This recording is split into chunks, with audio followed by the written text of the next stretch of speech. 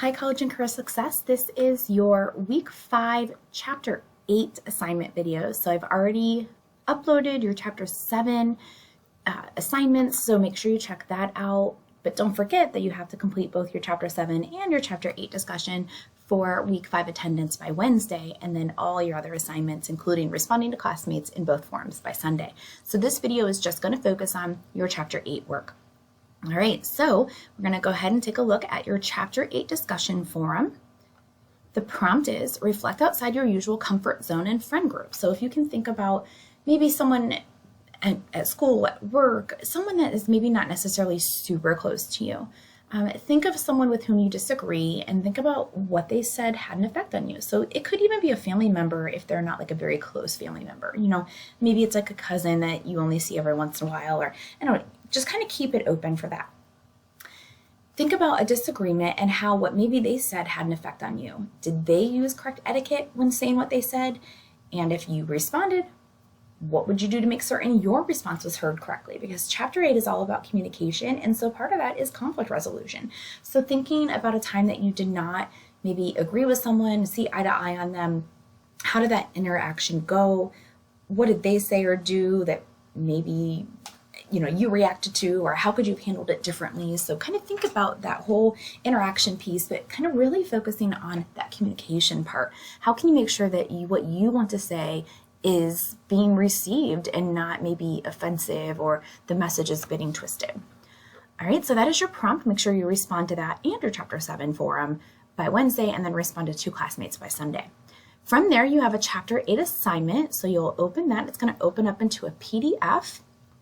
And this is called, oops, sorry, it's around here somewhere. There we go. It is called Communicating with a Professor. And so you can see this one is not it's not set up for you to type in. And so you can either get a Word document out and fill it out in there, or in your Dropbox area, in the comment area, you can type your responses there. Basically what you're doing is there are 3 communication interactions here, 1 via email, 1 via text message, and 1 via face-to-face. What you are going to do is rewrite them so that they basically follow kind of more proper communication styles that Chapter 8 talks about. And if you wanted to change any of these, you could. So maybe you want to say this text message is going to be an email, or this email is actually going to be face-to-face. So you can change the mode of communication as well. But look to see how they are interacting, and all of these are within a student to a professor. So that's the context of it. So this one is talking about hoping to be able to take a quiz because they weren't in class. There's a lot of issues with this. Look at the email address situation. How would you rewrite that to be more professional and follow the rules of communication? Look at the communication here with the text message, and then this is a communication that is a conversation having face-to-face after class when the professor is on their way to a meeting. So again, you're just going to rewrite these. And so on a Word doc, you could basically just, communication 1, 2, 3, and then rewrite them. So that way I can follow which one you're doing. And again, you can change the mode if you feel like you prefer one of these to be an email or face-to-face, switch them up. And then make sure that you submit that. And then finally, your last thing is your Chapter 8 quiz. So here are your questions. As a member of a new student outreach team, you have been asked to help create a presentation about the differences between everyday communication and college communication. What will you include? Will you talk about things like etiquette and addressing things in a respectful way? Like, how can you talk about how we might talk differently with our friend and family group versus how, in theory, we should be talking to colleagues or professors or things like that on campus? Question 2. Reflect on your use of technology considering Reingold's 5 literacies. And I have this pulled up here in section 8.3. You'll scroll down and here it is right here. Attention, participation, collaboration, network awareness, critical consumption.